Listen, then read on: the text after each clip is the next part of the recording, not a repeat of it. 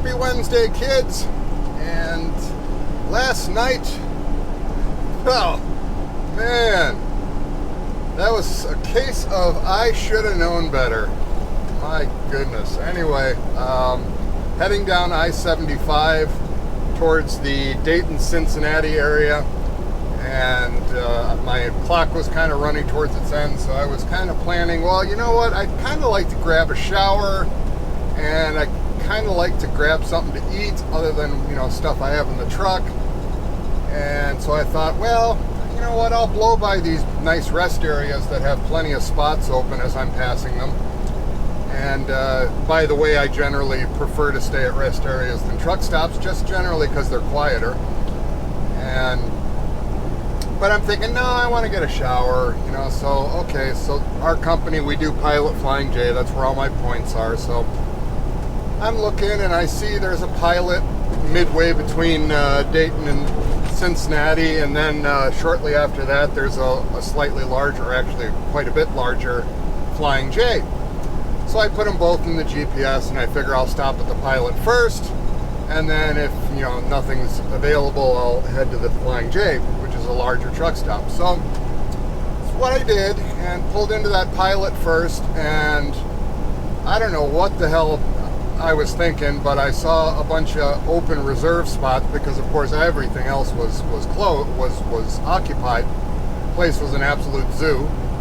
So I finally managed to maneuver myself into a reserve spot, which was quite a challenge. It was a very tight lot, and they had something going on with their system, that the app wasn't working or whatever. So I walk into the counter and I'm asking them, you know, hey, I got a reserved spot, you know, the app isn't working. And the lady says, oh, all the reserved spots are taken. Did you have a reservation before you came?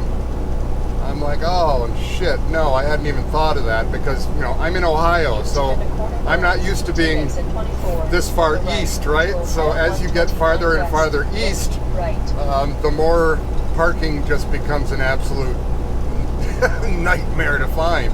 So of course all those reserve spots were already taken, so I had to move, I had to pull out, and I'm like, all right, this is insane, there's nothing here. So I travel on my way and I go down to the Flying J, and at this point I've got maybe half an hour, 20 minutes left on my clock, and I'm in this Flying J, and the Flying J is even worse because it's one of these ancient old Pilot Flying J's that was built in God knows when and has never been updated, and the parking lot is set up for 48-foot trailers, not 53-foot trailers, because it is so impossibly tight. I mean, there's literally no way to squeeze trucks in without spotters. I mean, it was crazy tight. So I'm going through this place, long story short, there's kind of a good and a bad to the story. So the bad being obviously that it took almost an hour and a half to finally get my truck parked safely in a spot. And you know, a reserve spot that I had to pay $17 for. But, you know, in my opinion, when Pilot Flying J forces truck drivers to park in that tight of a spot, they should be paying me for that. But anyway, I'm kidding. Only partially. But so that was the bad part, and I finally did get in the spot, and, you know, no damage, no problem. So that's fine, even though it kept me up way later than I wanted to be. But the good news was that as I'm making this swing around towards the reserve parking, that's the beauty of truck drivers. And, you know, you hear a lot of drivers complaining about, you know, oh, drivers these days, they suck, and, you know, all of this kind of stuff. But last night was proof to the opposite. So as I'm coming down this lane, I'm counting probably 15 to 20 drivers, all standing out in the lane, all waiting to help people try and get into the last remaining spots. And I had a spotter on every single corner of my truck. I literally had almost like 6-7 people all around my truck. All of these guys drivers, all of these guys could just as well be in their sleeper berth with their curtains drawn, sleeping. as they probably should have been, but they're all out there helping other drivers get into spots. And yeah, I know there's going to be some of you cynical people out there going, oh yeah, well, they're just making sure you don't hit their truck. And yeah, there's some truth to that, of course. Obviously they don't want their truck hit, but not all of them. And the spot I was trying to get into, there were only 2 drivers parked in the neighboring spots. So what about the other 5, 6, 7 guys that are also trying to help out and watch corners and look at all of that stuff? So it was kind of a duality of sorts. It was a major pain in the ass and a totally shitty situation because of that lot. But on the flip side of it is, it's one of those occasions yet again that I've discovered in trucking where there's that reassurance that when it's really obvious that it's super difficult to get stuff done at a location, there are more than enough drivers that are outside of their truck, on feet on the ground, ready to help other drivers, because they know damn well that it is an absolute requirement, otherwise you're going to hit shit. And that kind of, I guess you could call that the brotherhood, or brother and sisterhood, the siblinghood of trucking, that people complain about, that's long gone and all of that stuff. And to some degree it is, unfortunately, but it still exists in situations where the drivers, again, where they all understand this is a major pain in the ass and these drivers are going to need help. All the other drivers that were waiting as I was trying to get maneuvered into this spot, I'm not exaggerating, it took almost an hour to get into the spot. It was that tight. It was wiggling by inches and missing every single point of contact by an inch or two.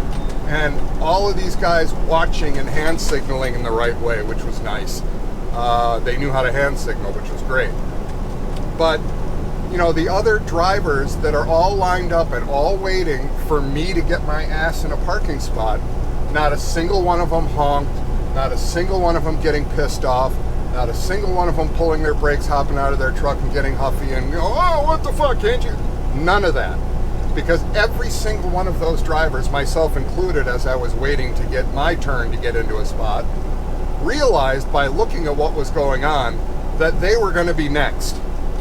So it's like they wouldn't dare start, pissing and moaning, because they knew damn well that they were next and they were going to have to be the one trying to get their truck in a spot without hitting something. And even the most seasoned drivers, there were old timers that were absolutely lost without the help. There's no way in hell they would get into those spaces unless it would take 5 times as long, because you would literally have to move your truck an inch in one direction, get out and look to make sure you're clear, get back in, and keep doing that over and over and over again with each inch that you maneuver that truck. That's how crazy tight it was. I should have known better. So lesson being that thank God for other drivers, that when you are in a pinch and you really need them, there's plenty of drivers that'll step up and help you. So for all you new drivers coming in that might be scared of these kind of situations, obviously it's something where the fear is warranted and that's okay. But know that the moment other drivers see that you are, having difficulties, there's going to be at least one, if not half a dozen, guys jumping out of their truck to help you. And don't ever be ashamed or embarrassed or anything like that of other drivers helping you, because these are monstrously huge trucks. They're 72 plus feet long, and the back end of that trailer is way the hell back there. You just can't see in that sort of precision to get in and get out of places safely. So know that there are other drivers that are going to step up and they're going to help you. So my lesson and takeaway also from that is that the next time I'm coming down I-75 towards the Dayton, Cincinnati area, as much as I would like to grab some food and grab a shower, neither of which happened last night because, of course, the subway was long since shut down by the time I got my truck parked. Not a soul in the place. And the rest of the truck stop had absolutely nothing but junk on the shelves to eat. Nothing fresh, no sandwiches, no nothing. Even the roller dogs thing was empty and shit trash everywhere. Unbelievable how bad these pilot flying days can be. I mean, it looked like a bomb went off in there. It was ridiculous. And of course, you know, the showers, at this point, I'm ready to pass out. I'm so tired. And the showers had like a 15-person wait. I'm like, no, screw this. So I didn't get a shower. I didn't get any food. You know, obviously I had to start my day today later, so there was no time to take a shower this morning.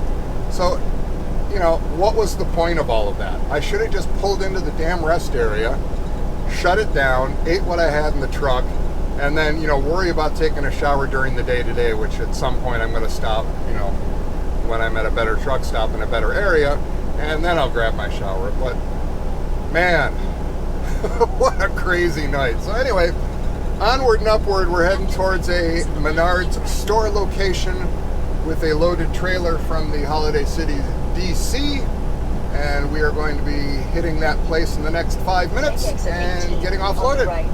So I'll check in later. Okay, so day carries on. Yet another positive experience at the Menards store. People there couldn't have been nicer in Hamilton, Ohio, and got me in and out of there quick. Offloaded the whole truck in probably about 20 minutes. So can't complain at all. So far, the experience with all of these Menards locations has been absolutely great.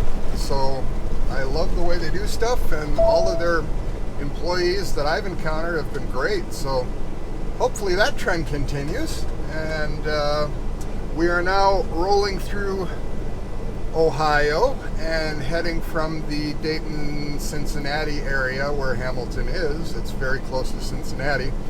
And we are heading now towards the Columbus, Ohio area to another Menards distribution center that I have not been to yet, in a place called Washington Courthouse, Ohio, which I think is a pretty unusual name. And we will be dropping our now empty trailer, picking up a loaded trailer, yet another drop and hook, which I think is great. And that one is going to be heading back towards Wisconsin. That's going to De Pere, Wisconsin. So very close to Green Bay. It's on the outskirts of Green Bay, Wisconsin. An area I know very well because I worked for Schneider for quite a while, and Schneider is headquartered out of Green Bay. So that whole Green Bay, De Pere, Ashwaubenon, all that whole area there I know very, very well. Beautiful area. I actually love it up there. But anyway, just rolling through small town Ohio, and we will check in later. Alright, so we have successfully dropped our empty trailer at Menards, DC in, what the heck was the name of that place? Courthouse, something like that? U.S. Courthouse, something, Ohio? I already forgot. Oh God, my brain is just mush. So we dropped our empty, we hooked our loaded, that trailer checked out perfect. All the equipment with these guys is so far so good, very well taken care of, so can't be anything but happy about that. And so we are now hooked to our loaded trailer that is going to De Pere, Wisconsin, and we're on US 35 heading kind of northwest, making our way over to Interstate 70, which will take us through to Indianapolis, my favorite metro area in the entire country, because of their mind-numbing construction nightmare that never seems to end. But of course, I shouldn't say anything. I live in Chicago, so that's another construction nightmare that never seems to end. But I digress. So we shall be heading up the venerable I-65, the most overused and under-infrastructured highway in America. It needs to be made 3 lanes, if not 4. Somebody ought to take a note out of the Wisconsin playbook and go do a little field trip. Indiana DOT should go, and their road planners should go on a little field trip and see what Wisconsin has done with like I-90, 39 going through the whole Beloit area and stuff. 4 lanes of gorgeous pavement in both directions. Absolutely stellar. But of course, Indiana, they do nothing. So, what are you going to do? Anywho, had to drop by the friendly folks at the Flying J. That was very close to that DC, right down the road, as a matter of fact. Had to go weigh this thing just because it looked a little off to me. So I weighed it, everything's fine, so we're good, we're legal. And while we were there, it dawned on me that, hey, it's daytime. There might actually be available showers. And lo and behold, there were 2 showers available. So I promptly parked the truck, grabbed my backpack, and went and stood in the shower for a while. And I'll tell you what, those of you that drive trucks know, and those of you that have been in the military know, those are the 2 situations where you learn how to truly appreciate and just absolutely love a shower. So that was, let's see, Monday morning was the last time I had time to take a shower, before I went out to grab the truck and start running. I haven't had a shower since. So Wednesday afternoon, I finally get a shower, and it reminds me very much of my time way back when dinosaurs roamed the earth and U.S. Navy ships were made out of wood and sails. And yeah, that also was a situation where when you were at sea, if you stayed out just a little bit longer than you had planned, you run out of fresh water on the ship. And guess what? No showers. So, or you get contamination somehow. Excuse me, my nose is itching. Somehow your freshwater supply gets contaminated, which also can happen. Or sometimes you take on fresh water at a port, and the water you take on doesn't pass all the health tests and is considered quote-unquote contaminated. So it is a semi-regular event when you're in the Navy that you will go without fresh water availability on the ship, or limited freshwater availability for at least a couple days, sometimes a few days, sometimes a week. It can happen, and it does happen. So, or at least it did back again when it was my time in the Navy. So I'm sure maybe they're a lot more advanced now. Maybe they've got like filtration systems and stuff on their new ships that make that a thing of the past. I hope so for the current sailors. But anyhow, yeah, there is nothing like a shower when you've waited that long. So I feel good, I smell good, and re-energized, refocused, and off we go. So we will not make it to De Pere today, but we'll make it close. So we will see how far we get. So I'll check in later. Well, look at that vista of Dayton, Ohio, folks. A little bit hazy, but boy, what a view when you come around the turn here on US 35. So just thought I'd grab that. I don't know if it's going to come out on video or not, but pretty cool. You round the corner and all of a sudden there's Dayton all out before you. So anywho, back at it. I'm gonna keep driving here.